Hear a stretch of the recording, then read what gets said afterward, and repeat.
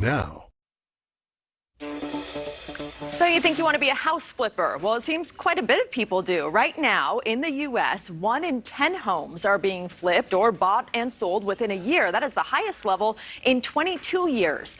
Where are people flipping? Phoenix takes the top spot with nearly 19% of all home sales so far this year being flips. Charlotte, North Carolina came in second at 18%. Tucson, Atlanta, and Jacksonville, Florida, rounding out the top 5 places where people are flipping, with around 16% of homes sold in these cities this year being flipped.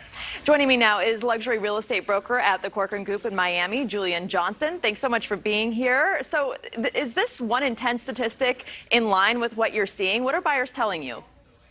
I would say that the roller coaster ride is over because buyers have been chasing these deals and flippers have been able to flip deals within 6 to 12 months.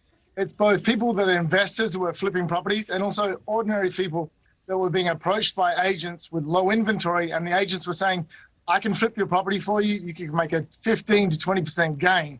But now that the market has cooled off with rising interest rates and the stock market falling somewhat, the interest from buyers has leveled off because they feel like the market's not going to be higher in 12 months, so now they're waiting. So the flipping is over. What does it mean for the broader market in general?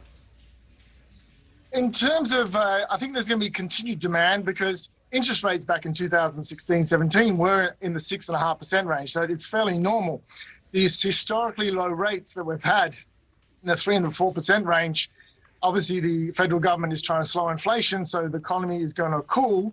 So we're going to see buyers still buying properties, but I think we're going to see volume significantly drop, and we're going to see prices level off a bit. So there's going to be a few more deals around for buyers in the next 6 to 12 months. And could the flipping part of this equation affect someone else looking to buy or sell right now to live in the house?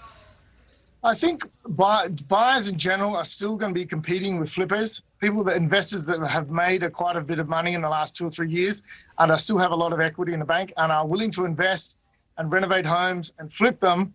It's not going to be as a frenzy, so there'll be more opportunities for the general public to buy properties at a reasonable price, as I think the gains that we've seen and the price gains in the real estate market are going to level off and return to a more normalcy, like a 5 to 8% gain this year.